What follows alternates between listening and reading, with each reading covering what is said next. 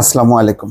আপাতত উত্তেজনা কমিয়ে আনতে চায় ইরান ইসরায়েল, এই খবরটি যেমন আছে, আবার খবর আছে যুক্তরাষ্ট্রের সতর্কতা সত্ত্বেও রাফায় বড় অভিযানের অঙ্গীকার ইসরায়েলের। তাহলে কি দাঁড়াচ্ছে? অনেকে বলছে যে ওই গাজা বা এই অঞ্চলে যেই সর্বাত্মক অভিযান চালাচ্ছে ইসরায়েল, সেটিকে আড়াল করার জন্যই এই ইসরায়েল ইরানকে নিয়ে খেলছে বা উত্তেজনা ছড়াচ্ছে, যাতে বিশ্বের দৃষ্টি এই দিকে থাকে। কিন্তু এটা প্রমাণ হলো যে ইরানের যেই ইস্পাহানে যেই প্রদেশে মানে যারা অভিযান করলো, ড্রোন হামলা চালালো, তারা আসলে পেছনে কে, সেটা কিন্তু ইরান স্পষ্ট করে বলছে না।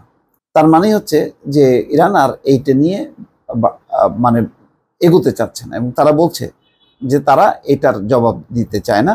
এটা তাদের বক্তব্য যে এটা আভ্যন্তরীণভাবে কেউ নাশকতা করে থাকতে পারে, এবং এই ড্রোন তারা সফলভাবে অকার্যকর করে দিয়েছে, এতে কোনো ক্ষয়ক্ষতি হয়নি।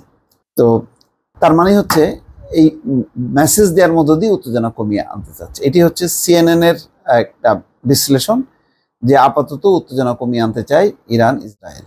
ইরানের ইস্পাহানে ড্রোন হামলার জন্য দায়ী কে, সে বিষয়টি এখন স্পষ্ট রয়ে গেছে। ইসরায়েলি কর্মকর্তারা এখনও গতকাল শুক্রবার রাতের হামলার দায় স্বীকার করেনি। ইরানের পক্ষ থেকেও হামলার বিষয়টি স্বীকার করা হয়নি। তারা বলছে ক্ষুদ্র ড্রোন দিয়ে হামলার যে চেষ্টা করা হয়েছিল তা তাদের আকাশ প্রতিরক্ষা ব্যবস্থার মাধ্যমে ধ্বংস করে দেওয়া হয়েছে। ইরান হয়তো ইসরায়েলের জন্য উল্লেখযোগ্য কিছু সীমিত হামলার বিষয়টির গুরুত্ব কমিয়ে দিচ্ছে। ইসরায়েলে গত সপ্তাহে তাদের বড় হামলার কাছে একে গৌণ মনে করছে।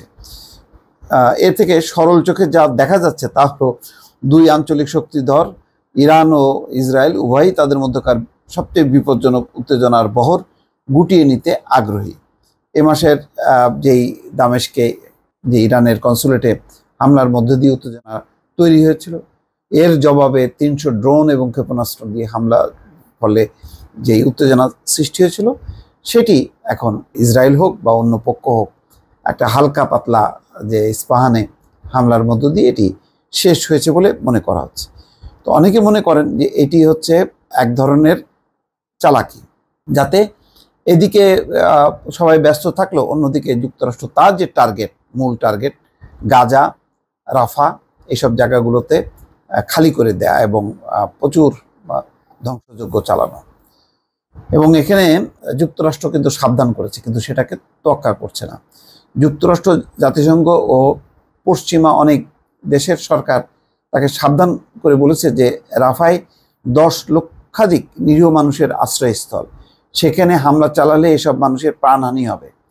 কিন্তু সেই পরামর্শকে উপেক্ষা করে শুক্রবার দিবাগত রাতে ইসরায়েলি বিমান ও ট্যাঙ্ক থেকে গাজা উপত্যকা জুড়ে ভয়াবহ হামলা চালায় ইসরায়েল। তার মানে অন্যদিকে কিন্তু তাদের ব্যস্ততা ঠিকই আছে। এর মধ্যে আছে রাফাও, সেখানে একটি ভবনে একই পরিবারের কমপক্ষে 8 জন নিহত হয়েছেন, এই খবর দিয়েছে অনলাইন বিবিসি। এতে বলা হয় সেখানে একটি আবাসিক ভবনে হামলা চালিয়েছে ইসরায়েল। তার মানে হচ্ছে ইসরায়েল কিন্তু ওই যতক্ষণ না পর্যন্ত হামাস এবং ফিলিস্তিনি জনগণের অধিকাংশ জনগণকে নির্মূল না করছে, নিশ্চিহ্ন না করছে, ততক্ষণ পর্যন্ত কিন্তু তাদের এই যে ক্ষুধা, রক্ত পিপাসা, এটা কিন্তু মিটছে না।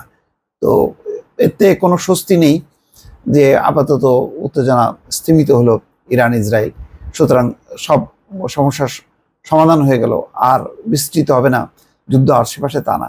ফিলিস্তিনি জনগণ কিন্তু এর থেকে মুক্তি পাচ্ছে না, এবং এই মানে যেই ধ্বংসযজ্ঞ, এটা কিন্তু চলতেই থাকবে আপাতত, সেটাই কিন্তু মনে করা হচ্ছে। দর্শক, ভালো থাকবেন। আল্লাহ হাফেজ।